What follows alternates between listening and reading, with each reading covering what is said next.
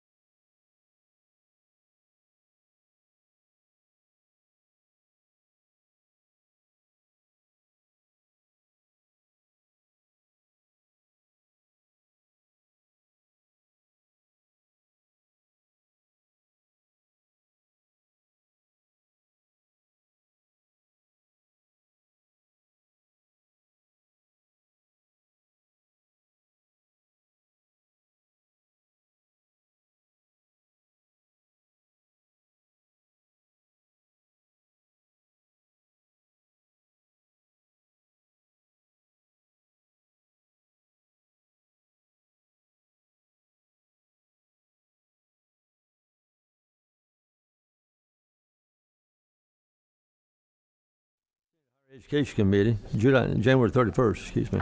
And so we're going to open the meeting with Senator Colton Moore is going to pray for us. Dear Heavenly Father, thank you for this opportunity for all of us to join together and work for our constituencies back home. And dear Heavenly Father, please let us all have strength, but let us all be humble with one another. We thank you for all that you do and all your many blessings. In Jesus' name, amen. Thank you, Senator. I asked Senator Jackson to do, in all fairness to her, at our action last year, I guess it was.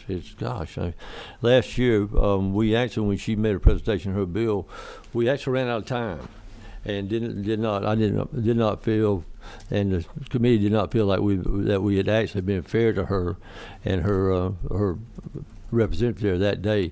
So I asked her to bring this bill back today, and as it turned out, it's the only bill we got on the calendar today. But it really still has got a lot of questions in it. I've had several of the members of the committee ask me more and more about it. So we're gonna move on with it, but we're gonna have a hearing only today, and but that will at least, we're all open-minded. And a lot of this bill I don't understand, and even in the last day or two, Senator Jackson and I have been texting each other back and forth on some clarifications that I needed to help on. So Senator Jackson, if you would please talk to us about Senate Bill 264, LC 500697S, as in Sam? That's correct. Okay. Yes, sir. And first of all, I want to thank you, Mr. Chairman, for working with me to get us to this place. We're able to have a hearing. My hope is that during this time that we can answer many of the questions that you and many of the members of the committee have, and also the members of the public who are very interested in this task. I have with me today Ms. Darlene Lynch, who will also help to answer some of these questions, particularly as it pertains specifically to specific definitions and things like that. She'll provide some insight. But I'll begin just by walking us through what is, in fact, a very short bill, but has major impact on folks who live here in Georgia. So to set this up, the first thing to note is that this is about people who come to our United States through legal pathways. And our first group of people, there are three groups of people that we are trying to make sure can have access to in-state tuition in Georgia schools. The first group of people are refugees, people who are often settled in my own district and throughout the state of Georgia, who come here having been vetted thoroughly through an 18-month to sometimes 3-year process by the United States government. Many of them, the average stay for a refugee has been 10 years in a refugee camp before they even get here. And oftentimes when they are selected, it's like they hit the lottery. And so these folks have been thoroughly vetted and well cared for. And when they arrive here, they are coming from a place that they cannot return to.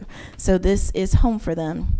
So that's one group of people that we're trying to make sure have opportunity access to in-state tuition upon arrival.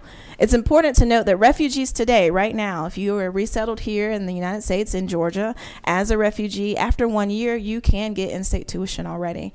So this is just a slight shift in that we want to make sure that they are school ready immediately upon arrival. The second group of people that we are trying to get in-state tuition for today they're called special immigrants. Special immigrants are people who worked for our United States Armed Forces in foreign countries and worked to help protect our soldiers. They served as interpreters. They served as cultural ambassadors. They are folks who worked for our soldiers to help ensure that they could do the work that they've been tasked to in order to perpetuate democracy across the world. So special immigrants, not only have they been specifically vetted, but they've also served honorably with and alongside our soldiers, and they can only get special immigrant status upon receiving a recommendation from the armed service person who is at the highest of command. These are our friends. These are people who are responsible for keeping soldiers alive in other countries. And so they also are extremely well vetted before they come here. And that is the only group of people that special immigrants are classified. Then the third group of people are humanitarian parolees. These are our folks like those who came from the Ukraine, from Afghanistan. These are folks who came from like Vietnam when Saigon fell. These are people who were living in a country when, because of great political turmoil that was sudden and urgent, they could no longer stay in their home country. And after a thorough vetting process through the United States government, they are granted what is called humanitarian parolee status and able to come to this country. When they are in that vetting process, one of the things that's determined is that if they stay in their home country, that they are at risk of dying or of horrible atrocities happening to them. That's how we got so many Ukrainians here in our country, in our great state, because they were in grave danger where they were. Again, these folks are thoroughly vetted. We know that they are safe, and they're eager. And I think the last thing I want to be clear about is that these folks, Georgia is home. And it's the only home in the United States that they have. Now, I know my colleagues will have questions about, are they breaking in line in front of other United States born, U.S. born persons? If you were born, I'll give you this great example. My first cousin, who was like a sister to me, grew up in Georgia. But really, she grew up in South Carolina where all her family is, right? She came every summer, she spent in South Carolina. That's where all the family is. But she went to high school and grew up actually here in Georgia. So when she went to apply to the University of South Carolina, no matter how much she would say, but I'm South Carolina born, that's where all my family is. The fact is she had to pay out-of-state tuition because she wasn't from South Carolina. But if she'd gone to UGA, where she had in-state tuition offered, she could have paid in-state tuition. She had a home state, a place in the United States where she could get in-state tuition. The three categories of folks that we've talked about today, they don't have a home state. Their home state is Georgia. In-state tuition is about providing tuition for our residents, folks who are Georgians. And for any person that is resettled here, whether that is as a refugee or as a humanitarian parolee or as a special immigrant, those persons, when they are settled here, this is their home. They don't have a University of South Carolina that they can go to and get in-state tuition in. This is their home. And that's what this bill really affirms and makes clear, that these students are here and they're home.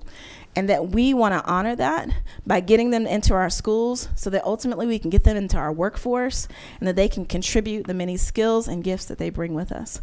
So that's the heart, the spirit, if you will, of the bill. And I'd like to turn it over to Ms. Darlene Lynch, who has some more I'm a pastor, I can speak to your heart. But she can be more of the technician and maybe walk through some things more specifically, if you will allow. Yes, ma'am, please. Thank you. Thank you, committee. Is this working? I think you started. Oh, okay. Thank you all. Thank you for having me. My name is Darlene Lynch, and I'm an attorney, and I am here on behalf of the Coalition of Refugee Service Agencies. CRSA is the oldest and largest coalition of organizations serving Georgia's refugee and immigrant communities. Today, 1 in 10 Georgians is an immigrant. 1 in 7 Georgia workers is an immigrant. So we serve thousands and thousands of people every year and help them to rebuild their lives here and contribute to the great state of Georgia. I'm also here as a representative of the Big Partnership, which is an initiative of CRSA, and that includes business partners and civic leaders who want to strengthen Georgia's workforce, strengthen our economy by maximizing this terrific pool of global talent that we have. We have a lot of talented refugee and immigrant students and professionals who are on the sidelines in Georgia today, not contributing to the full extent of their abilities. And so our coalitions support SB 264. And I think Senator Jackson explained it beautifully. We see it as a pathway to the American dream for these Georgia students who call Georgia home. And we see it as a way to deal with Georgia's workforce shortages. They are an untapped resource. To go through the bill, we made the bill makes very small changes. Already, the Georgia, if you look to section E, non-citizen students may already be classified for in-state tuition here in Georgia and have been for years. Georgia has had a refugee program, for example, for 40 years. Georgia has one of the largest and most successful refugee programs in the nation and has been welcoming to folks who need refuge. And for that reason, refugees have, and asylees, who are very much like refugees, and other eligible non-citizens have had a pathway to in-state tuition. But it requires that they stay in Georgia for 1 year before they can apply. If they were to apply to college within that first year, they would be forever classified as an out-of-state student for the whole 4 years of their career. And so what agencies like ours have had to say to these folks is you have to wait. You have to wait 1 year before you can get tuition. But why do we have that 1 year? We have the 1 year because students who move here from Tennessee or South Carolina or whatever have a home state, and we want them to demonstrate some sort of commitment to Georgia. We don't have that issue here. This is their only state, so they just wait. They just wait that 1 year. And for many of them, they never end up back in education. So what we've done here is we've said that they are going to be eligible for in-state tuition or treated as in-state students upon their settlement in Georgia. And we've added 2 other groups, special immigrants, which the Senator spoke about. Those are the folks who served alongside our military overseas, and humanitarian parolees. And many of the folks you see in the audience here today are humanitarian parolees. They are people from Afghanistan who served with our troops and were evacuated after the Taliban took over. They are people from Ukraine who opposed Russian aggression and had to leave everything behind. They are humanitarian parolees, and they are students who would like to resume their educations and contribute to Georgia. So the bill, it takes away that 1 year. It says you are a Georgia student right away upon settlement. It adds these 2 other groups, and it defines very clearly what settlement means. It's a very, very limited group. It is to make a home in this state, maintain no residence in any other state, and presently intend to reside permanently in the state. In other words, Georgia is their home, and their only home, and their only option for in-state tuition. So, I think that's what I want to say about the text of the bill. Mr. Chairman, we have lined up a number of students, potential students for you all to hear from. I'm not sure how you want to do this, if you want to entertain questions now or to hear from them. Let me ask the committee first for questions before we move any further. Anybody? Oh, I'm sorry. Okay. Senator Burns. Thank you, Mr. Chairman, and thank you for the author for bringing this attention to us. It is a difficult issue, and it's not an issue that this is not the first time that it has been discussed and considered. I don't know, a decade or so ago, we had some of these discussions in boards of regents meetings at the University System of Georgia, where I spent 30 years. Can you tell me, do we have anyone here today from the university system? But can you tell me the current position of the chancellor and the regents on this issue? Sure. Thank you for that question. I think we do have people here, but we have also been in conversation with the Board of Regents. And the Board of Regents did recently put out FAQs that said that humanitarian parolees from Afghanistan and Ukraine are eligible, like refugees, for in-state tuition after waiting that 1 year. That's the So the only caveat then is the 1 year wait, is that correct? for those for only for humanitarian parolees from those two countries. That is correct. For only those two countries. And how many other countries would have? So we now have humanitarian parolees from Nicaragua, from Venezuela, not to the same extent as we do from Afghanistan and Ukraine. But the humanitarian parolee is a very long program. We've had it in the country for many years. So right now, the folks that we're seeing are coming from Venezuela, Nicaragua, and a few other countries, but mainly Afghanistan and Ukraine. Mr. Chairman, I would request that we have input from the Board of Regents and the Chancellor and the university system. And I would also suggest that that's their prerogative, not the prerogative of the legislature. But I'd like to follow on with a couple of other comments. How many students are you anticipating would be eligible for in-state tuition? So we don't have exact figures, but this was what we know. For 40 years, Georgia has welcomed between 2,500 and 3,500 refugees. At our highest, when a year, all of these a year. Eligible or interested in pursuing education? No, so we estimate that about 20%. So if that's the case, we have 500 to max 800 students a year who would be going on to school and getting into the workforce more quickly. Would your proposal be retroactive? Oh.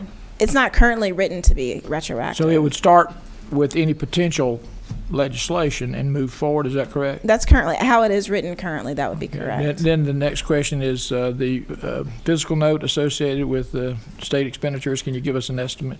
Yeah. Oh, sorry. You go ahead. Well, so in other states where this has happened, there's been no fiscal impact. We don't have a fiscal note specifically for Georgia for this bill, but in other states, because it's in-state tuition, and it's not, we're not doing other things. So there's states that have done scholarships where there's significant impact, right? But because it's just bringing to in-state tuition, there's not been fiscal. Oh, you have a fiscal note. I do. Good for you. They're not from here. Oh, okay, right, okay. So in other states, there's been no fiscal impact on the state budgets. Yeah, when I was, if I could, Mr. Chairman, just follow up.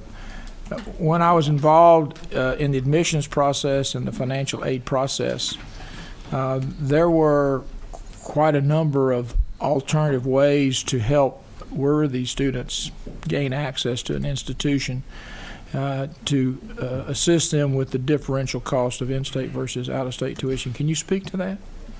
Right. So it is true right now that there are some students who are able to cobble together enough scholarships and work and things like that in order to defray the cost, the additional cost. Remember, the difference between in-state tuition and out-of-state tuition can sometimes be twice as much as in-state tuition. So there are programs as individual schools may have to help bring that cost down. But those, we should note, those are scholarship dollars that could have been spent in other ways if we had allowed them to have in-state tuition in the first place. So all of these scholarship dollars are being spent unnecessarily if they could just get in-state tuition and perhaps bring their in-state tuition down to a level where with one part-time job they would able to go to school and get their education. So, and I'd like to speak to your question about the Board of Regents and their role. So it is true, the Board of Regents has an enormous amount of purview over how we run our university systems. But if you look at Constitutionally, Constitutionally, they have that's that authority. correct. But if you look at the existing law that we have right now, it is clear that this body, the General Assembly, has been clear about giving some directives to the Board of Regents as it relates to non-citizen students. That's why we have Section E on the books in the first place. This body made a decision to say that refugees are eligible to be considered for in-state tuition after 1 year. It was this body that made that decision, not the Board of Regents. And so, once again, there are many times where the Board of Regents will make many decisions, and we hope that perhaps this hearing will in fact incentivize them to make that decision on their own. But this body has time and time again stepped in and said, we're going to give you some direction and guidance, and that is within our purview legally to do so. And so that's what I'm asking us to do, is to speak to the Board of Regents through our capacity as legislators and to expand the current laws that's on the books. I appreciate your input, and I apologize for having so much request of information. But by the way, we're only talking about the University System of Georgia. We're not talking about private colleges or universities. We're not talking about TCSG. Is that correct? That's correct. That's correct. So just strictly USG. Now, you understand that there are multiple levels of institutions within the USG. That's correct. So the differential between in-state and out-of-state tuition at a state college is much less than the differential between in-state and out-of-state tuition at our flagship institutions, Georgia Tech or University of Georgia, Sure. to name two. But I would also point out that where you start and where you finish are not necessarily the same place. So a number of students choose to start out at an institution where the affordability is more available. And then as they progress through the process, they then can access perhaps an institution that they feel has a higher opportunity, reputation, or status. So I appreciate the insights, and I certainly support the overall concept of what you're doing. I think mechanically I need to have some more information. Thank you, Mr. Chairman. Can I just add to your point about tuition, if you don't mind, I want to respond Please. to that. So Georgia State, so a number of the students that I represent are in Clarkston. So Georgia State would be a very natural option for those students. Tuition in-state at Georgia State is $10,200 in-state tuition. Out-of-state tuition is $29,000. So the difference there is substantial. May I follow up on that response? That's true if it's Georgia State University. If it is the old combined area of Georgia Perimeter College, Sure. that is a 2-year institution with a differentiated tuition level. I would also suggest to you that Georgia Gwinnett is available, Atlanta Metro is available. There are other available options within the metro area that would offer a lower level of tuition access. And I would suggest the reason why the Georgia State University tuition is so high is because it is respected on a national scale. But again, in 2 years, there's opportunities to move to any institution that you feel best meets your needs. Let me give Senator Jones an opportunity. Thank you, Mr. Chair. Just a couple questions. Number one, and which is kind of obvious because you're talking about having tuition, but obviously these students are actually still applying. They still are qualified to get into these particular schools. I mean, they're students. They're potential students to go to these schools, and we're just talking about the tuition. One of the issues, I guess, would be maybe in the back of somebody's mind, because you kind of mentioned about being home, that this is their home. When you especially talk about special immigrants, I would imagine that some of those persons, depending on the circumstances, may never be able to go back to their home country, even to just even visit. So certainly Georgia is going to be their home. If you would touch on both of those issues for me right quick. Yeah, that's correct. So special immigrants in particular, but also humanitarian parolees cannot go back home anytime soon because the country has determined, our government has determined that by virtue of staying in their country as a special immigrant or as a humanitarian parolee, that their lives are at danger. They are at risk of death or great persecution. So Georgia is home for them. That it is the United States is their home. Georgia is their home. So I think that's important to make clear. And then again, back to this tuition tuition piece, sure, a student can go from a metro Atlanta school, this is a smaller school, and transfer to a larger school after 2 years. Upon transferring, though, unless we pass this bill, they will have to pay out-of-state tuition, which is something that is a hurdle that many students cannot overcome. And I will say that respectfully, I believe that students who can meet the educational requirements and standards to enroll in a Georgia State, a UGA, or a Georgia Tech, if they can meet those high educational standards, then they should be allowed to have admittance into those colleges in the same way that everyone else does. It's already a high bar. They have to have the GPA, they have to have the test scores. We're not asking about lowering anybody's standards here. We're simply saying we recognize that home is Georgia, and we're going to give them Georgia in-state tuition. Senator Moore. Thank you, Mr. Chairman. I don't think it's any surprise to many how opposed I am to the legislation, but line 27, the United States Code section 1118, it gives authority to the Attorney General to basically decide what's a humanitarian parolee. And do you, Senator, have confidence in Attorney General Merrick Garland and his judgment on what should be an humanitarian parolee? I mean, he's suing the state of Texas right now for defending their border. He's said many times before, he's repealed and given many memorandums, saying that judges have discretion. He's kind of made a garbage fire of our immigration system. Do you have confidence in him to decide what is humanitarian parolee or not? I have confidence in our United States government of making wise and important decisions about who can come into this country through lawful, legal ways. And what we are asking about is allowing those who come through legal, lawful pathways. These are not folks who are at the border knocking on the door asking to be let in. These are folks who stayed in their home country, they filled out the paperwork, they went through the vetting process, they've had the physicals, they've had the psychologicals, they've proved that they are healthy, they've had the background checks. These are the people who did it the right way, who stayed in their home countries, and they waited until the United States government went through all of their clearance processes and says, you are safe to come to our United States. I do trust that.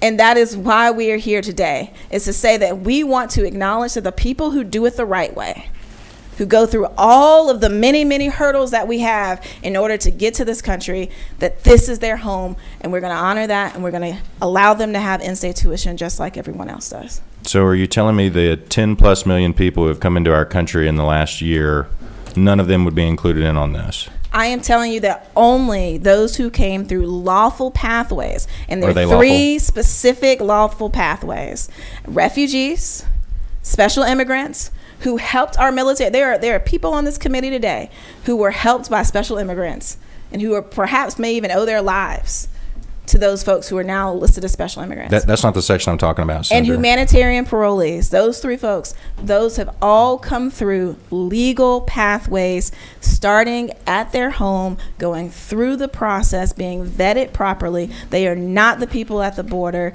who have crossed over illegally. We are talking only about legally, lawfully present persons in this state. Well, our Attorney General now is calling those people who have come across the border lawful, right? I mean, the definition of what's legal and not legal, I think, is up for debate here. I'm not debating that, sir. I turned specifically to the code sections that we have listed, and the law is really clear about what it is to be a lawful citizen or a lawful resident here, and so that's what we're talking about. We are only discussing that. I ask respectfully that you not muddy the waters by bringing in people that are not lawfully present in the state. Senator, that's what I think. I think it is muddy water now. I think it's about as clear as mud, and that's what I'd like to get solved and figured out. Thank you, sir. Senator Orr. Mr. Chairman, I think this bill gives us a real opportunity to look at something that is a little bit off the radar screen. A lot of people are not even cognizant of the realities. Your district in particular, I know, Senator, has had very successful integration of refugee populations for decades now. and it gives you good standing and great cause to bring this legislation.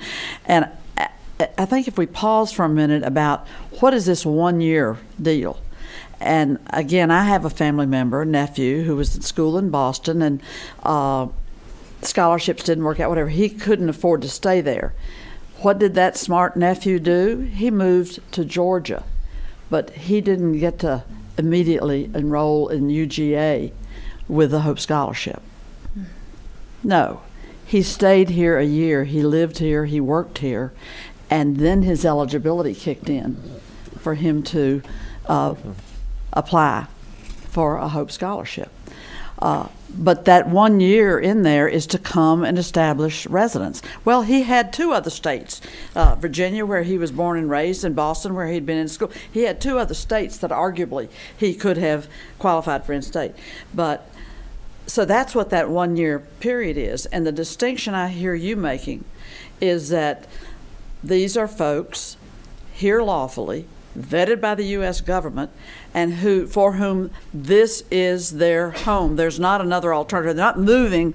And, we've had plenty of people move into Georgia to take advantage of the Hope Scholarship.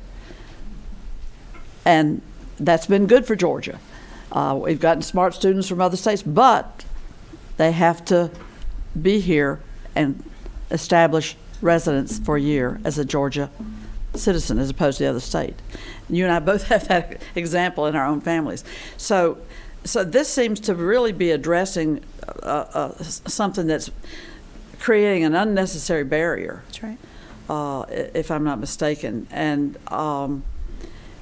it makes all the sense in the world. And I'd be interested to know if other states have tackled this in this way. That's always helpful for us to understand. Yes, thank you for that question. And I think Darlene Lynch can speak to this more thoroughly, but certainly that Utah has really addressed this head on. Utah has been a state that we've been looking towards to help us figure out a number of different problems, particularly around licensing reform. They've really led the way on licensing reform. They're really leading the way around foster care and adoption. We are looking at their stuff all the time. Mm-hmm. Let me say, why is Utah trying to make sure that students can come to Utah and get in-state tuition? Workforce. Exactly. It's for workforce because Utah needs workers. They need educated, skilled workers. So they have bent over backwards and figured out a way to grant in-state tuition to their forcibly displaced students in order to shore up their workforce. Mm-hmm. And so that is the number one issue that we keep talking about over and over again as I am here in this General Assembly is the need for a strong, skilled workforce. Whether you're talking about in hospitals, or you're talking about in mental health, or if you're talking about simply filling in the factory jobs that we keep getting, that manufacturers come here, we have to have bodies, skilled, educated bodies. And we've got them here. We're just not letting them get educated. And so this is what this bill would help us address. Thank you for that work addressing the workforce needs. This is a perfect match. This is a solution to a problem that we know we have. Senator, why don't we start bringing up some absolutely. of the people? We got 20 minutes, so we got 7 people here, so we're going to give you 3 minutes each. Ashley's going to time you. The first one is Husania Jamal, Afghan humanitarian parolee. Are you the one that told a joke a while ago? No. That's not the one? Okay. Would you introduce yourself, tell a little bit about yourself, and then tell us what's going on? Okay. Hello, and thank you so much for having me here. My name is Husnia Jamal, and I left Afghanistan in August 27, 2021 after Taliban came and took over the country. So in Afghanistan, I already graduated from mathematics from Kabul Education University in Afghanistan. And then while I was students, I was working with BRAC organization and War Child Canada organization for girls and children rights and education. After coming to United States, actually before I came to United States, I got a scholarship at AUW University, which is Asian University for Women in Bangladesh. And because of the COVID, we were in Afghanistan when the Taliban came and took over the country. Fortunately, the president of Asian University for Women in Bangladesh helped us to come to United States. I left Afghanistan with 148 other girls who come to United States today. I came to Wisconsin and I was in a military base for 3.5 months. We were waiting for our paperwork to get processed. And then after that, while I was in camp, the president of Asian University for Women talked with different universities and states around the US, and then they divided us between different states. I came to Georgia with 5 other students. We came to Georgia State University and we were in intensive English program at Georgia State. And after we got to Georgia, they told us that Georgia State will provide you a scholarship, and after you finish your English program, you can get in a state where you will get a scholarship and you will be at Georgia State. After I finished my first semester at Georgia State in intensive English program, unfortunately they told us that you cannot get a scholarship in Georgia State because you are a parolee and you are a refugee and you cannot get in a state tuition.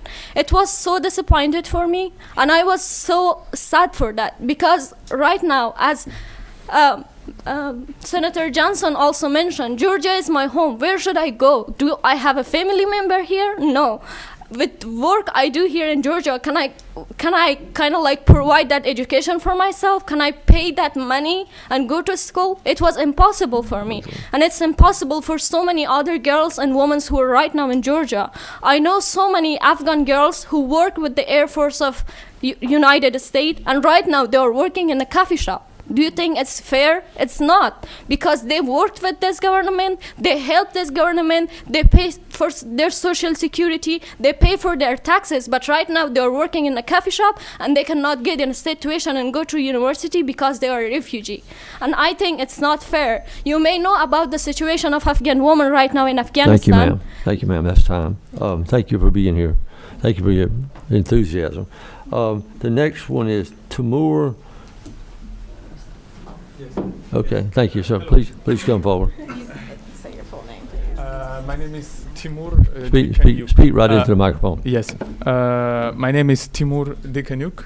Hello, everyone. Yes, to begin with, I'm grateful that I have the opportunity to get the education here in US. I'm 20. I'm from Mariupol, Ukraine, from the city, the third city, Mariupol. Yes, I arrived in the US in November 2023, so I'm here not so long ago. I studied in field of computer science and physics at Kyiv National University. Like developing my horizons and discovering a lot of new and unknown territory to me. Because of the war, my family and I decided to leave the country, and my dad and I came to the USA with the help of United for Ukraine program. Yes, that's why, unfortunately, I never had an opportunity to finish my university, college. And nevertheless, having arrived in Georgia, I become interested in the opportunity, but with, of course, with our budget, that's impossible. How you understand? And I hope that I will have the opportunity to fulfill my desire. Thank you. Thank you. Thank you, sir. The next one is a critical care RE and Yuri. Oh, you're already there. Okay. Thank you. Thank you, sir. Please. Good afternoon. My name is Yuri Soroka. I want to thank the great state of Georgia, the people of the state of Georgia that welcomed my family as refugees about 20 years ago, refugees from Ukraine. I'm a registered nurse, critical care registered nurse, working here in North Fulton, Wellstar North Fulton Hospital for the last 10 years. I came as a refugee, and I graduated from Kennesaw State University with a degree of nursing. And in the year of 2022, we started receiving relatives, young people, refugees from Ukraine. And they end up in the same situation I was about 20 years ago, not being able to immediately continue or start their higher education here in the state of Georgia, and having to wait for 12 months, which delayed my coming into the workforce and contributing to the community and growing my skills and paying my taxes, obviously, and pursuing the American dream, having no home, as we all see right now. So I thank you for considering this bill. Thank you, sir. Thank you. And thank you for service as a nurse. We appreciate it very, very much. I started to say an old face, but I won't say an old face. Former Representative Wes Cantrell. Thank you, Mr. Chairman. Former. Thank you. I am I come here today as a recovering former legislator who's still passionate about some of the things that I worked on while I was here. I appreciate Senator Jackson bringing this bill. I brought a very similar bill, but for the House a couple of years ago. I was educated about this issue because of our government's botched evacuation of Afghanistan that led to a lot of thousands of people being brought here. And then we created more hurdles for them after they came. These are legal folks. We shouldn't create another hurdle. We want them to become productive members of our society, and yet we're going to make it more difficult for them. It just doesn't make any sense to me. Do not conflate the issue with what's happening at our southern border. These are apples and oranges. It's an easy way to try to deflect and distract from the real issue here. These folks are here legally. Many of them have served alongside our men and women of uniform, protected our folks overseas. They're loyal to our country. They're very grateful to be here, and we should pave the way for them to be successful here. I'm also a pastor in Woodstock, and I know how things work down here because I was here for 8 years. And when I presented this bill 2 years ago before a House committee, it had a lot of support, but I never could get a vote. And I would encourage this committee to vote on this bill, give it a fair hearing, give it a fair vote. A good idea is a good idea. It doesn't matter who sponsors the legislation. The right thing to do is the right thing to do, no matter who sponsors the legislation. And I think this is a great idea. It's a good thing. It's the right thing to do, and it helps our state. And it's not a partisan issue. We should all be behind it. I'm a conservative Republican, always have been, very strongly support this legislation. I appreciate your time. Thank you, sir. Appreciate it. The next one is Chris Purdy, P-U-R-D-Y. He didn't make it, okay. And then we got S-H-A Sharif. Oh, okay, right there, okay. State your name, please, fully, and where you're from. Well, you're from Georgia now, but where were you from? Hello, Senator. Thank you for having me. My name is Sharif, and my last name is Nouri. I'm from Afghanistan. I've been in USA. United States in 2015. I got married to came to United States. I graduated from computer science 2016. I finished my school in Pakistan. We moved back to Afghanistan, finished my college at university. But I know when I came here, I was trying to evaluate my degree so I can continue my study. But I changed my mind. I'm working with New American Pathway. I'm running IDA program as a federal program, helping refugees to purchasing a car, rental assistance, vehicle purchase, and home purchase, and also post-secondary education. So the money where I'm supposed to help refugees is a little bit. It's not helping to go through all this. And most clients is referring to me. They're right away ready to go to school, to go to college, but unfortunately, the situation, the migration status, or financial issues barriers them to go to college, and it takes time to stay in the unit to Georgia to go to get to school. The higher education for those who already completed a bachelor degree in Afghanistan as well in their country, as coming to the United States, it's not easy to get to college. Most of them have to wait for the registration at least 12 months, and that's make them a little bit barriers to continue their study because they have to full-time working to support their families, sending money to their families, and that's the reason they are not going, because most of my clients which are coming to continue their education, and when I explain in the program and they have to choose one goal, so they go to the rental or buying a car because that's a necessity more than the education for them for now, and that's barriers them to take time. And then that's my example, because I was stopping in barriers because I spent a lot of time to get to school, and then I changed my mind because I have to work and I support my family. A big number of individual and families are willing to study, but unfortunately the cost of tuition create a barriers between them and school. The cost of tuition and combination with not having the required immigration status or not being a Georgia resident for certain period of time make the dream of re-entering the classroom extremely challenging for Afghan refugee I see. I'm asking you all to vote yes on this bill, because we can help and support those refugees by passing this bill and open a new door for newcomers in the country and remove the barriers. I want to help those refugees that lost everything that they had, and they came to the United States of America with a lot of hopes to live better, to continue their education, and having a good future. Thank you so much. Very good. Thank you, sir. Appreciate it. Our last presenter is Ahmad. There you go, right there.